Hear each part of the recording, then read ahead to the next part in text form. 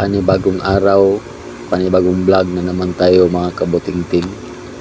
May ginagawa tayo dito, Honda Beat E5, nagka-error 12. Pero dito natin makikita mga kabutingting na hindi pala lahat ng error 12 nagmula sa koneksyon ng ating wiring mula ECU hanggang sa kanyang fuel injector. Lahat dito mula sa kanyang wire patungo dito, yan. Bali po kapag nasisira po pati dito yung sa kanyang fuel pump, matik na po yan kapag hindi ito nagpa-function. Hindi rin ito mag-pump ng gasolina kapag nagka-error.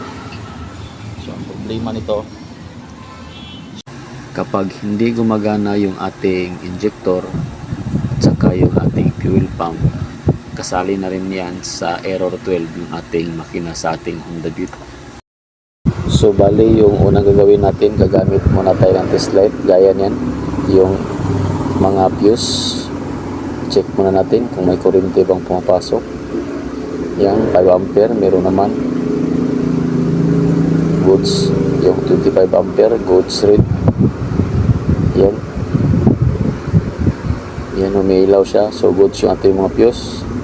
Dito mga kabutingting, kapag sinusi natin yung ating susian, dapat yung tatlong 10 ampere na fuse dapat may kuryente na pumapasok. So dito na nagkakaroon tayo ng problema kasi walang kuryenteng pumapasok doon sa ating linya mula sa ating 10 ampere pagkasusi natin. So ang ginawa ko muna dyan, tinanggal ko muna yung kanyang starter relay at saka yung kanyang charging relay. Pero dito makikita natin na biglang napasukan ng kuryente. Yan, switch off natin yung kanyang switch on back, pabalik, may kuryente nang pumapasok.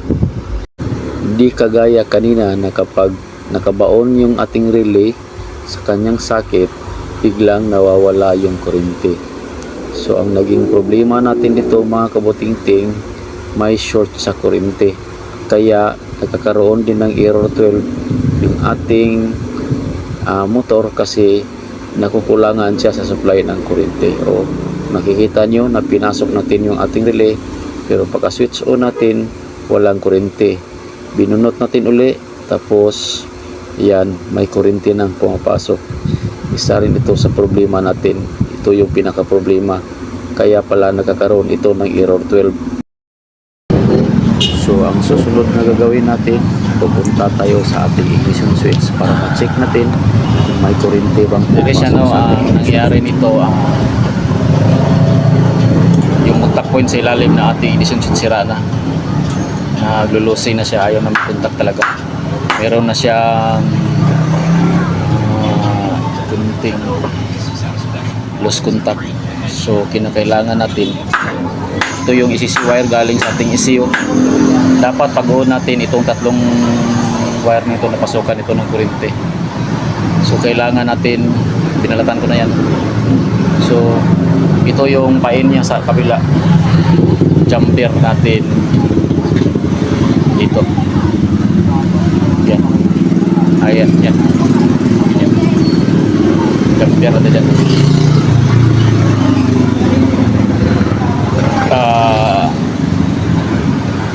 Positive galing ECU mula sa ating battery. Kailangan ito yung out dito.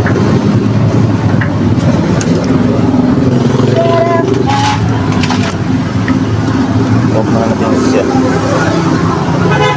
kulit natin siya. Pero pag on natin ang may kuryente, ito lang isa, yan lang. Itong dalawa wala.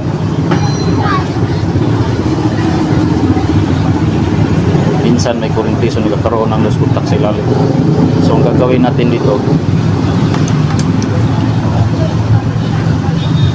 yan, may kuryente siya pero mahina. So ang gagawin natin dyan, jumper natin ito dito, dito. Itong dalawa, pagbubulbulin natin ito. yung pangalawa at saka pang-apat. 1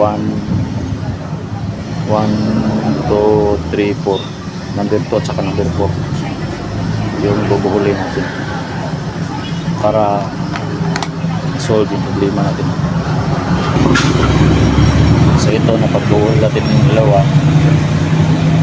Ito nangyayari sa kanila. So start na siya. Sige daw rin. Sige daw. Sige daw.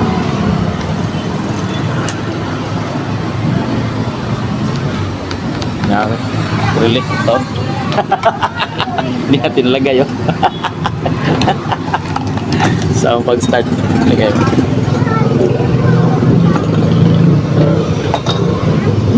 Starter liw ko taon sa pag-andar. Mas disit ko balik yun. Oh, yan. Side pin.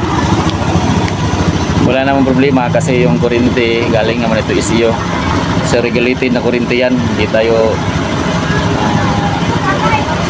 Hindi naman yan papasukan ng kuryente kapag hindi naka-on yung ating ignition switch. So safety tayo dito. Ang wire na ito yung nagtitrigger dito sa ating relay para mapasukan ito ng kuryente patungo sa ating ECU, pabalik dito sa ating ignition switch. Yan. Kasi yung kuryente nito pinapasok muna sa ECU bago pinilagay dito sa ignition switch. Ganitong style niya. Siya. Yan lang muna ang ginagawa natin. Riniremedyohan mo lang natin ang kanyang ignition switch kasi wala pa tayong available na genuine na ignition switch. Maganda kapag mga ganitong pyesa genuine yung gagamitin natin. So